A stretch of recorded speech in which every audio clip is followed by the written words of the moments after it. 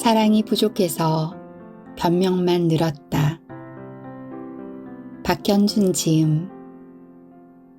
출판사는 모모북스에서 출판해 주었습니다. 작가님은 하루하루 정신없이 살다 보니 마음은 그게 아니었는데 사랑하지 못했다라는 변명이 아닌 사랑이 부족해서였다고 이야기해 줍니다. 일상의 이야기들로 인해 읽는 이로 하여금 위로가 되고 공감이 되게 하는 이 책의 내용 일부를 낭독해 보겠습니다. 착각의 늪. 아이스티를 주문하기 위해 카페 직원 앞에 섰다. 복숭아 맛과 레몬 맛이 있었다. 잠시 고민을 한 뒤 말했다. 복숭아 아이스티 하나 주세요. 그런데 갑자기 직원이 수줍은 듯 곱게 옅은 웃음을 터뜨리며 되물었다. 복숭아이신 거죠?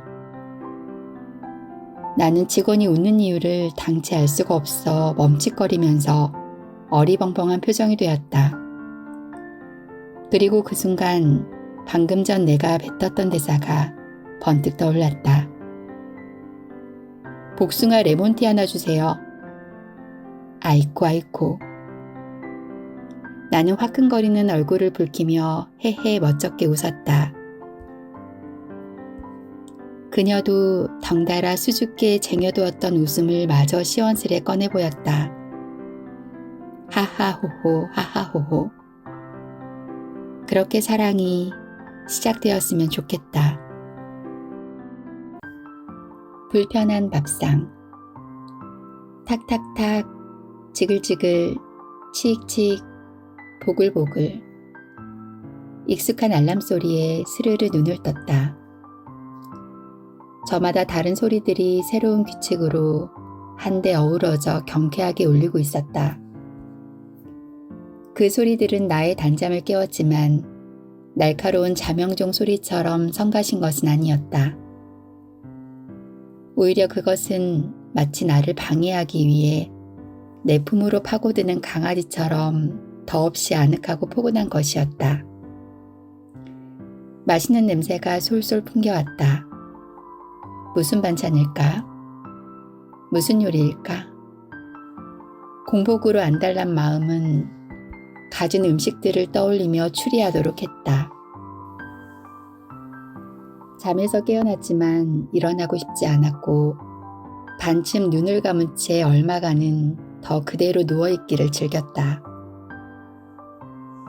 잠자리로 스며드는 정겨운 소리와 냄새를 맞이하며 기상을 유예시키던 그 짧은 순간은 참 달콤한 것이었다. 밥 먹어. 짧고 달콤했던 시간의 장막을 거두는 어머니의 음성이 들려왔다. 자리에서 일어나 식탁으로 향했다. 그곳에는 늘 내가 추리한 것 이상으로 정성스러운 음식들이 차려져 있었다. 나는 최대한 정성스러운 마음을 담아 힘주어 화답했다. 잘 먹겠습니다.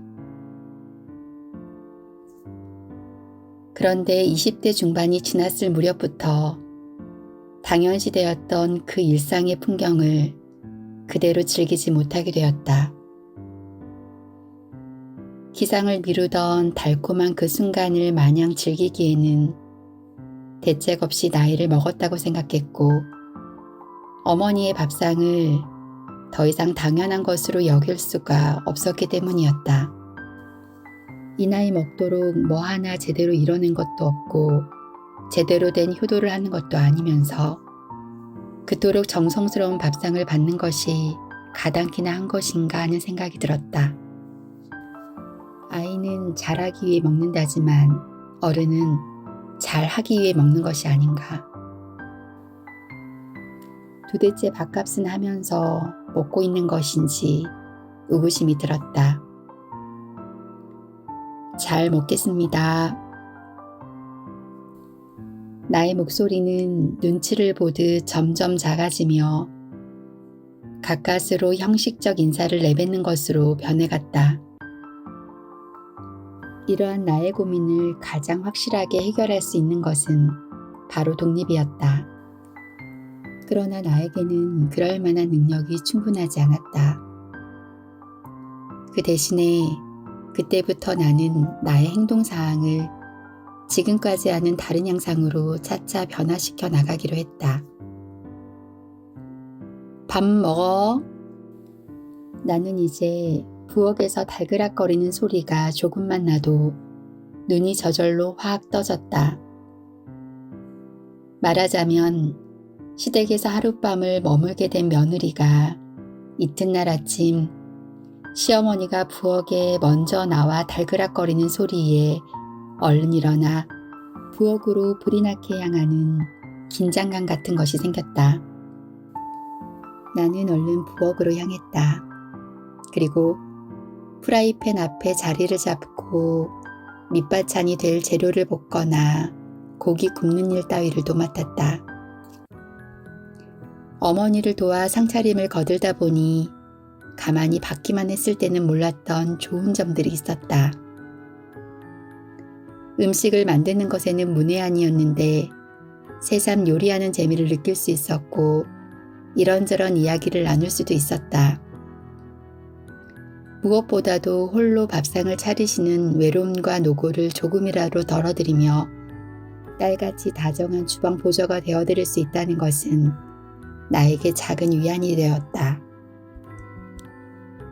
그러나 주방 보조를 한다고 해서 나의 마음이 완전하게 편해질 리 없었다. 나는 조금 더 확실한 방법을 모색해야만 했다. 그래서 나는 언제부턴가 일을 마치고 집에 들어오는 길에 편의점에 들러 아침에 먹을 것들을 사오기 시작했다. 주로 냉동식품이나 즉석 조리식품 아니면 샌드위치나 빵 같은 것들이었다. 나는 집에 들어서면서 방금 구입한 것들을 봉지에서 꺼내 보이며 어머니께 말했다. 내일 이거 먹을 거니까 뭐 안 해주셔도 돼요. 그러면 어머니는 영 못마땅하다는 투로 말씀하셨다. 뭘 그런 걸 먹니? 제대로 밥을 먹지. 그 긴 세월 동안 밥을 차려주시고도 어머니는 아직 여력이 남으신 걸까? 그건 아마도 여력이 아니라 사랑일 테지.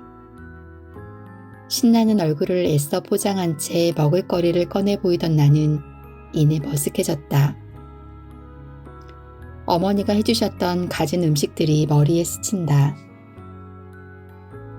결국 나를 키운 건 어머니의 밥상이고 바로 그것이 지금의 나를 이루고 있는 것일 테다. 도무지 헤아릴 수 없을 만큼의 사랑이 가득 담긴 영양과 온기는 수십 년에 걸쳐 내 안에 머물며 나를 굳건하게 지탱해 주었고 앞으로도 그러할 것이다. 그리고 나는 그저 더 열심히 살 수밖에 없다.